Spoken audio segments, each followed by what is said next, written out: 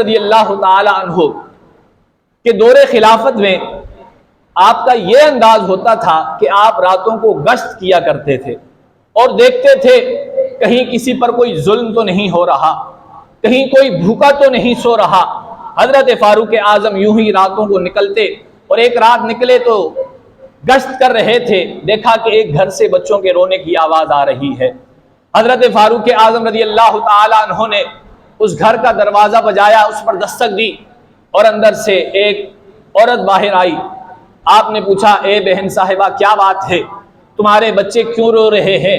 تو وہ عورت کہنے لگی کہ میرے بچے بھوکے ہیں، اس وجہ سے یہ رو رہے ہیں۔ حضرت فاروق اعظم رضی اللہ تعالیٰ عنہ نے دیکھا کہ چولہے پر ایک دیگچی جو ہے وہ چڑھی ہوئی ہے اور اس کے نیچے چولہا جل رہا ہے۔ حضرت فاروق اعظم رضی اللہ تعالیٰ عنہ نے دیکھنے کے بعد آپ نے ارشاد فرمایا، اس دیگچی میں کیا ہے، اس چولہے پر کیا چڑھا ہوا ہے؟ وہ عورت کہنے لگی کہ اس دیگچی میں کچھ نہیں ہے، بلکہ یہ خالی دیگچی چولہے پر رکھی ہوئی ہے تاکہ بچوں کو امید ہو جائے کہ کچھ پک رہا ہے، کھانا پک رہا ہے، کھانا تیار ہو رہا ہے، اور اسی انتظار میں وہ سو جائیں گے۔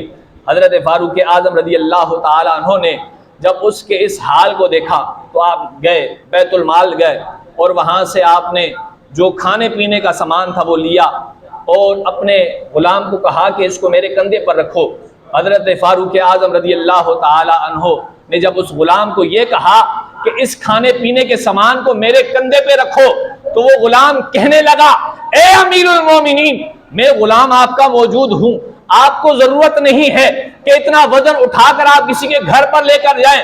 تو حضرت فاروق اعظم رضی اللہ تعالی عنہ نے ارشاد فرمایا، کیا قیامت کے دن بھی تو میرا بوجھ اٹھائے گا؟ اب اس بات کو سننے کے بعد حضرت فاروق اعظم رضی اللہ تعالی عنہ وہ کھانے پینے کا سامان لے کر اس عورت کے گھر پر پہنچتے ہیں، اور پہنچنے کے بعد دیکھتے ہیں کہ وہی وہ سامان، وہ کھانے پینے کا سامان آپ اس عورت کو دیتے ہیں اور فرماتے ہیں یہ بچوں کو پکا کر کھلا دو۔